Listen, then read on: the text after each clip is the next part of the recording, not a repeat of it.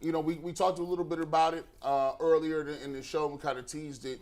Training camp is less than a couple of weeks away. I was talking to Tyvis before we got on, and now it seems like it's starting to be a little more tangible. You get a little feeling, a little fuzzy feeling. And the topic of the day is, which Browns player do you think is going to have a really good breakout season, right?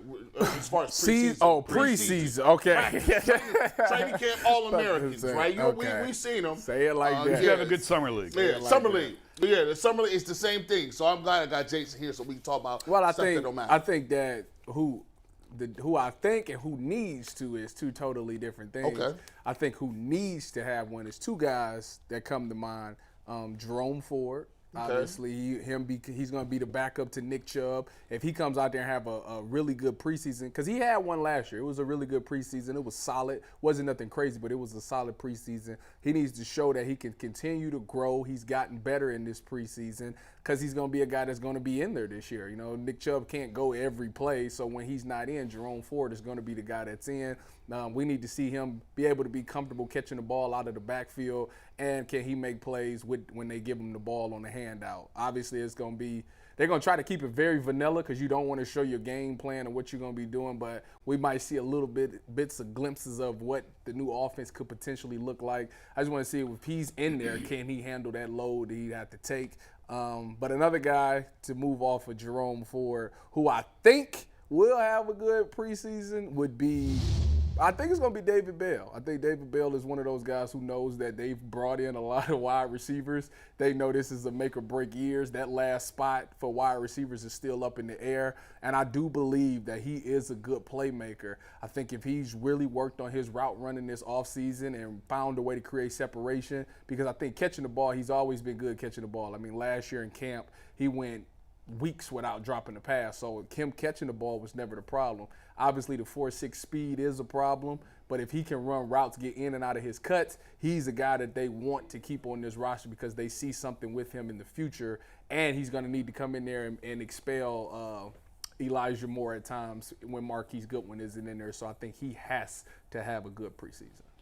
This should be an easy July 12th question, right? Mm-hmm. Like, this is simple. Who's going to have the best preseason? Who's going to stand out?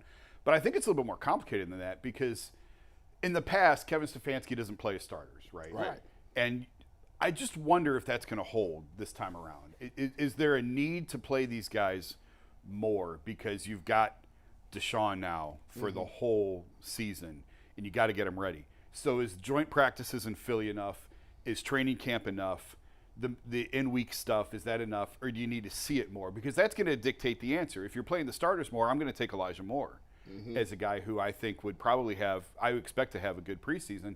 But if we're going on the same routine of they're not going to play a lot of the starters. That's the way I'm going. I'm with you on Jerome Ford. I think it's Jerome Ford. I think he's going to get the bulk of the carries, and that's the guy. But I just wonder. I mean, Deshaun played the first quarter at Jacksonville, right? He had a couple series. 2 series. And that was it. Yep. And they really shut down the starters. And Kevin very much is the new school coach in that approach of we're not going to take any chances. We're not going to get anybody hurt. I just wonder, though, with everything that's at stake this year, and we all know it, and they know it, they feel it, they know it. Do you need to play Deshaun more in the preseason? Do you need to get these guys reps?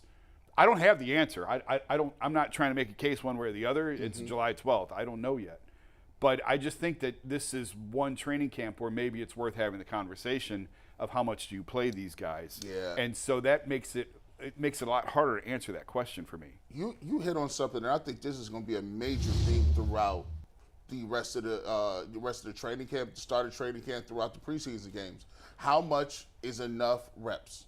And they're going to look at it both ways, right? There's some team, I saw Andy Reid last year. Andy Reid was playing Patrick Mahomes. They traditionally play their guys. There's a lot of different ways, different thoughts you can think about it. You could say, hey, we want to make sure that we get Deshaun, the most reps we can. But you know how he does it. If the first team line ain't playing, he's not going to play. That's exactly right. He ain't going to play Deshaun Watson. So that means Conklin and there's a lot of guys, Jed Wills. And we saw what happened in the Jacksonville game. You lost your center on the opening play. Now, it worked out okay because you got Posick. But how often does that happen? But do you know what though? The way that their schedule is aligned this year, it wouldn't be bad for them to play more in the preseason. Now you got an extra game with the Hall of Fame game, which none of the starters is going to play anyway. So you thinking that you turn it on and seeing DW4 in the Hall of Fame game, you're sadly mistaken. It's not happening. It's not happening. I'm not even. So don't even. Let's just go ahead and scratch that. We got 3 games left. I would like to. They need Deshaun Watson and that offense to play a lot in those two. Not the last game, but the 2 games, they definitely need to play a lot because you get the bye week earlier in the preseason, so you got a chance to reset. Yeah, it's gonna take a toll on the body a little bit, but since that bye week is so early, you can hit the reset button, refresh, and then get ready prepare yourself for the rest of the season. So it wouldn't be a bad thing for them to at least get a ton of rest. They should at least the first game they should at least go a quarter. The second game they should go at least halftime. I'll say this: if they play enough, I think the person that plays the best is probably going to be Deshaun Watson, because what'll happen is we're not used to seeing. We got very mixed expectation levels, right? The 6 games obviously plays a role, right? But one of the things that you look, they're going to be vanilla, they're not going to do anything too crazy. But if they get the ball and move downfield, the lasting thing that you have in your mouth is, oh, Deshaun Watson and the offense look good on that drive. If he can play well in the preseason, and I know it's just a preseason, you still are going to want to see it in the regular season. You still will be kind of apprehensive because you know what kind of schedule you got coming up. Yeah. But I think it'll give the fans a little reservations. It'll calm a little bit to say, oh, okay, this looks a lot different from last year, because last year looked like he was unready. He was you know, under duress. He was a little. You know, I would even say flustered a little bit. He was running around a little more than I thought he would. I think that it's a loaded question because we don't know how they're gonna play. The starters, if the starters gonna play or not, does matter to who we think will have a good preseason. I mean, if you flip it defensively, I think all linebackers, because all of them coming off of injuries, and I don't even know if they're gonna practice. That's what I'm saying. So I need to know if they gonna practice, is they gonna play in these games, because they are a piece of this puzzle. We need good linebacker play. Now, granted, the secondary should be good with the additions of Juan Thornhill there, having a true post safety. You still got your guys coming back at the corner position, and you did your D-line, so they gonna get after the quarterback regardless who's in there, which I want to see. In the preseason, this should be, with Jim Schwartz calling the plays, even though it's gonna be vanilla, you want to see the pass rush. That's literally all you want to see. You want to see the pass rush, and you want to make sure that they can stop the run, because those are 2 things that we didn't really get a chance to see. So defensively,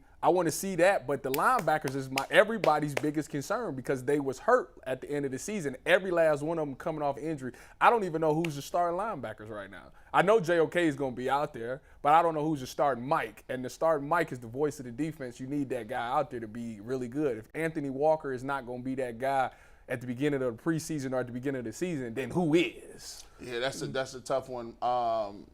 Earl, you had something really quickly as well. So as I'm hearing this conversation, I'm thinking about a guy like Maurice Hurst, right? Who we know that there's some potential there. He hasn't played in a minute, but from everything I've heard, when you talk about guys getting off that defensive line, Mo Hurst has been one of the guys. And then a guy like Harrison Bryant, right, who came into this came on this team with a pretty solid college career and kind of have not really lived up to it. And then for the Browns to go get another tight end in free agency, I'm interested to see how he's going to be in preseason. I think he's prime example of a trade candidate towards the end of the preseason. If he goes out there and he shows some glimpses, I think they really do want to run. Now, Kevin Stefanski loved tight ends, so he would roll this season with 3 of them. Don't get me wrong, but if he changes his mind and somebody is interested and high on him as a tight end, because I think he was the Maxey Award winner, right? He was. Yeah, and he's had glimpses. He has moment in the leagues where he's really shined. He can become a guy who you can trade away and get, maybe some picks for, maybe a player that, depending on how it looks in preseason, you'll be able to get some depth at a position. But he is a guy that can be a potential trade candidate. You mentioned something earlier about the schedule, and I just did a quick glance. In 2020, they opened with 2 divisional games back-to-back, Kevin's first year. 2017, they opened with 2 back-to-back and 3 of their first 4 like this year, but they went 0-16 and there were no expectations on that 2017 team. It's unbelievably critical, obviously, to get off to a quick start this year. When you have 2 division games, 3 of your first 4 You could are be in the fired division. at the bye week. I keep saying this is setting up to be a bye week firing. Yeah. It really is. Like, this is a really hard start. Like, these guys have to be ready to go week 1. And it just feels like a lot of times we've gotten to the point in the NFL where week 1 is sort of the feel out. It's like the first 3 weeks has been like they still trying to figure it out. They don't have time for No, that they don't. this year. No, they don't. They don't have time for week 1 to be a feel it out, work out the kinks. They have to be ready to go at week 1. And if you're the organization, you're the Haslams, if you look at the first 4 weeks, you got 3 games at home.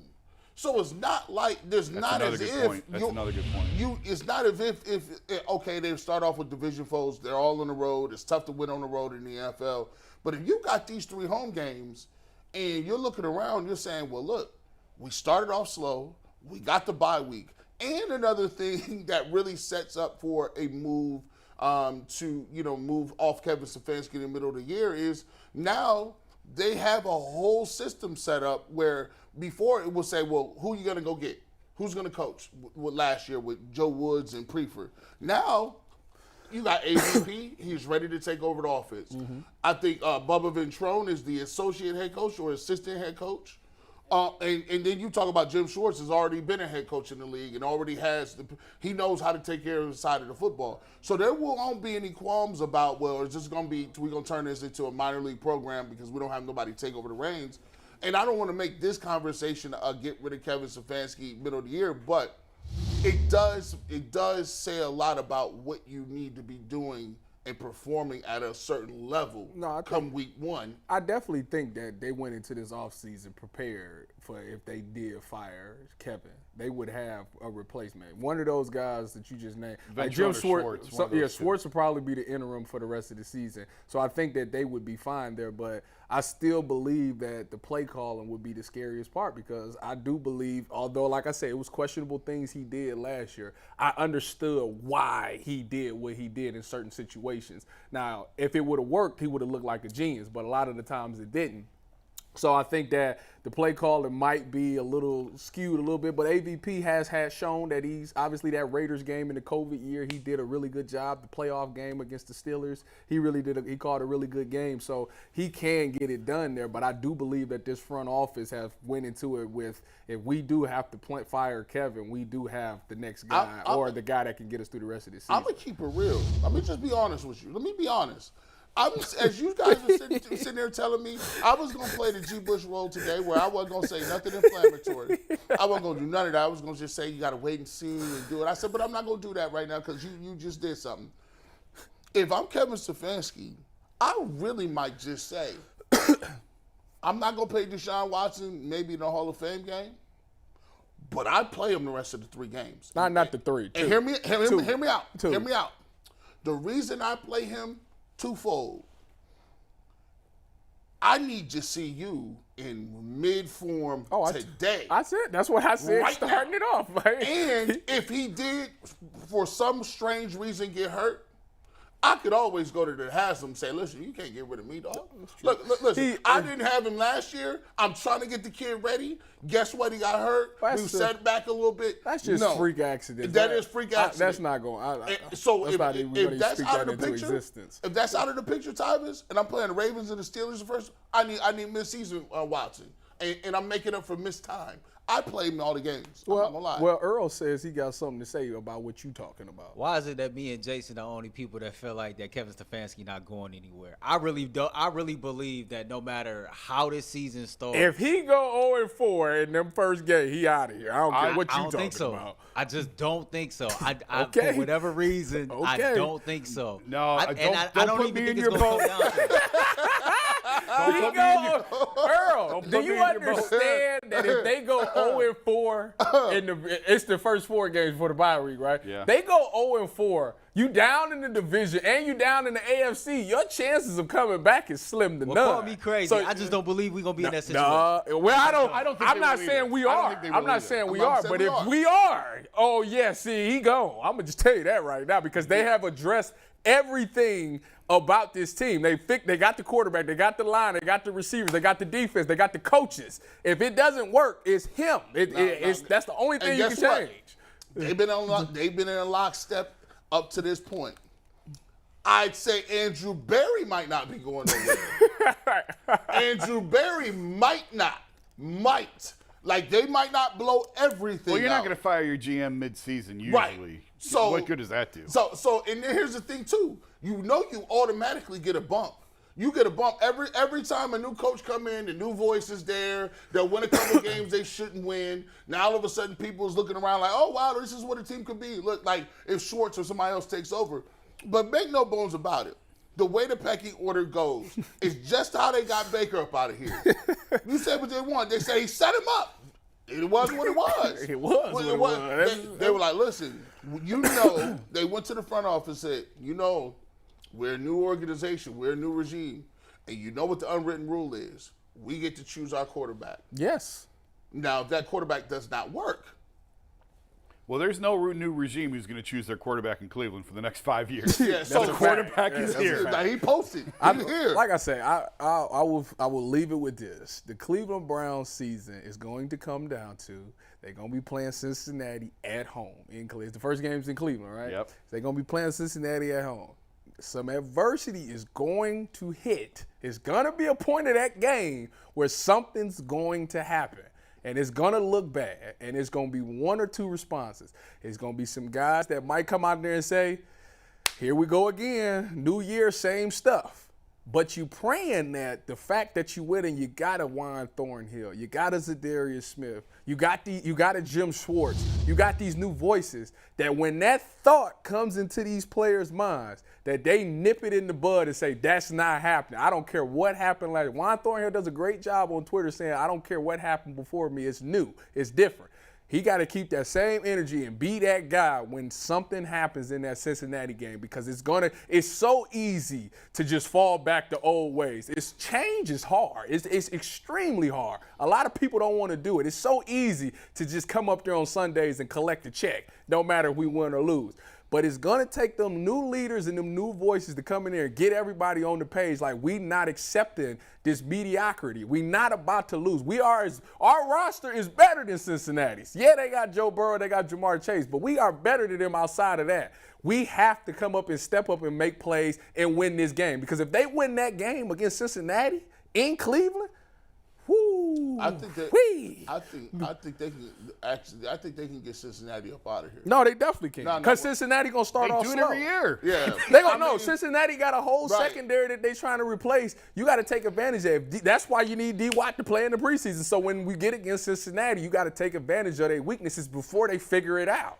To what you said earlier, I agree with. There's adversity in every game, right? Like Yes. At some point.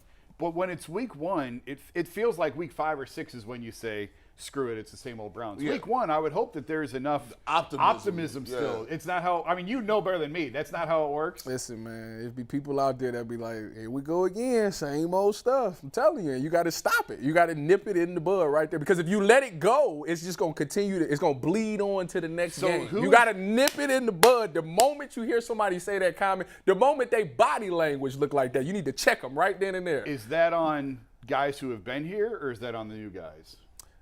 It's on the new guy. Because it's the guys who have The been guys here who that are going to feel it. Exactly. The new guy has to be the one. That's why they went and did it. The new guy has to check it and be like, listen, we not doing. Jim Schwartz is respectable enough to call everybody up on defense and say, we not doing that. Yeah. I don't care what happened last year. We not doing that. You got to nip it in the bud. I'm telling you. If you let it go and you just turn the eye, it's just gonna bleed on to the next game. I specifically, as I watch these dudes all the time, there's teams where they got a quarterback, they never play like that. Peyton Manning's teams never play like that. Tom Brady's teams never play like that. When you watch Patrick Mahomes, they can be down by 24 points. And at any point, they just feel like they can score. They just can get back in the game. And that adversity is easily nipped in the bud if you say, defense just gave up a touchdown. Don't even worry about that. I got a touchdown right back for you. That would definitely. Yeah, that'll definitely get you back on. Right, I got a touchdown. I'm good for it. Get out of jail free card. Because as a defense, you're thinking to myself, okay, dang, we just messed up now. In years prior to this, if I gave this touchdown up, it's pretty much a wrap. But if Deshaun go back out there and march it back down the field and score, we back. This is a new year. Right back in the middle. Let's get a stop. Let's get him the ball back. And if you get and don't let you get the ball back to him, and he gonna score again. Be like, oh hell, this what. So that's why it's imperative that Deshaun Watson plays in at least 2 of the 4 preseason games. With you. Not the first one. The Hall of Fame game, I get it. He don't need to play that one or the last one. DTR is going to ball out. We're going to hear Monty Bates. Oh, my God. DTR is the quarterback of the future. Well, get Deshaun up out of here. It's Josh Dobbs. It's Josh Dobbs season, first of all. We got to have a package. I need a double quarterback direct snap package. No, but the game 2 of the preseason, he needs to play a quarter. The starters need to play a quarter. Game 3, they need to play the halftime. That's what it needs to be. That's the old school way, dude. That's the way it goes. I need them. See, and I'm scared about this because they got too many injury-prone dudes. Like Conklin is not going to be playing like that, like all preseason. Jed Wills got bad ankles. He's not going to play like that. He can play a quarter. He can play 2 quarters. If you can play 17 games, you can play a quarter. That's what I'm saying. A quarter. I need him to play. A quarter's like 2, maybe 3 series. I need him to play. It's like what, 12 snaps? And that's why I don't like the quarters. I think you missing the point. Like it ain't that long. That's why I'll be hating the quarters because you get out there and then somebody else want to throw screens on the other team and take the whole second quarter up. Now you're looking around like, bro, we only saw 4 or 5 plays. So you want to put him on a play count?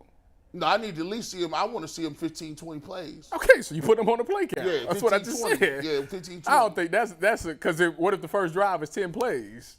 Then you're good. That's it. 10-play drive look like points. Listen, that smell like points.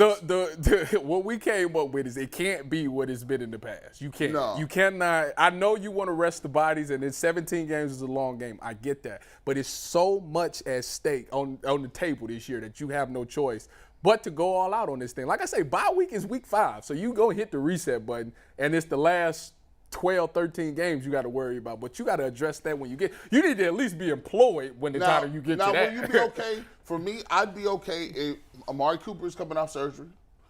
I don't need to see him and D Watt they running routes right now. What are you talking about? He got to play then. Yeah, I just got an alert from Bleacher Report talking about how they running routes. Yeah, he got to play then. Now Nick Chubb don't necessarily need to play. Nick Chubb is an exception. He don't need to play. He ain't even got to play the preseason, and I'll be good. I don't need to see Petonio play. Well, you need to protect your quarterback. That's true. Unless you really want to get him some pocket awareness and elusiveness. Now, can I play Nick Harris? Now, Nick Harris is a starting level. You need to play Nick Harris. Yeah, Nick Harris. DeJuan Jones needs to play. Who's the starting center right now? Vital.